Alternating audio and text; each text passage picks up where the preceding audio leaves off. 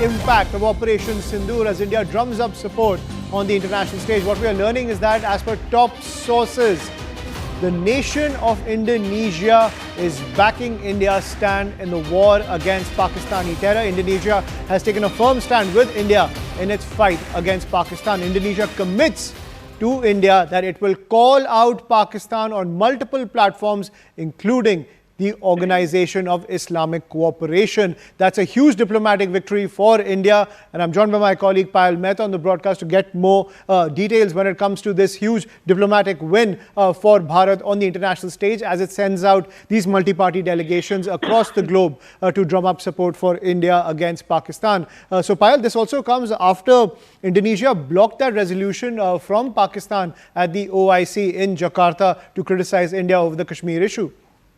Well, absolutely. Indonesia has continued its friendship with India, and that is actually very, very evident, given the fact that not only did they say that, Pakistani-backed terrorists, Ayushman, killed Indian innocent civilians by asking them that religion, clearly stating that religion is no means to spread violence, and Islam being the last religion on planet Earth that would actually propagate this kind of a violence. So nobody has the right to hijack a particular religion for their own selfish need.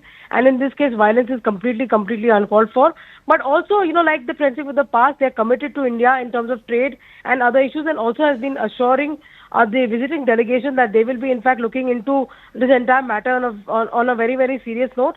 And wherever possible, whether they have a platform where they're sharing with Pakistan or others on multilateral platforms, including the OIC, they will be calling out Pakistan's bogan, Pakistan's so-called, victimhood essentially as well. Sanjay, leading the delegation, made an entire presentation before the government in Indonesia, told them about why Operation Sindoor was launched, what was the logic behind this as well. And in fact, it is the intervention of the likes of Salman Khurshid and the others that even ASEAN was forced to issue a statement which clearly said that they criticized terrorism as well. So obviously, it's a day well begun as far as the Indian delegation in in Indonesia is concerned. They're going to be there for another 2 days. But mind you, Indonesia is also one country which has a significant Muslim population, and of course, for all those naysayers who really thought that India could not go to these countries and make any impact, at least the initial results which are coming out from all the delegations that we've spoken to, or we managed to get some inside information about, it's a very, very positive atmosphere. Whether you're, a member of parliament from the ruling side or the opposition, you're all being Team India. That's the biggest takeaway as far as that is concerned. Operation Sindoor is resonating with the world. The world has come to know that Pakistan is a terror state and Pakistan is backing terrorism. Of course, there are some countries who are asking India and Pakistan to come to the talking table. But the Indian delegation has clearly been able to explain that there is no way in which we can come and speak to Pakistan on the table unless they wish to talk about terror or POK.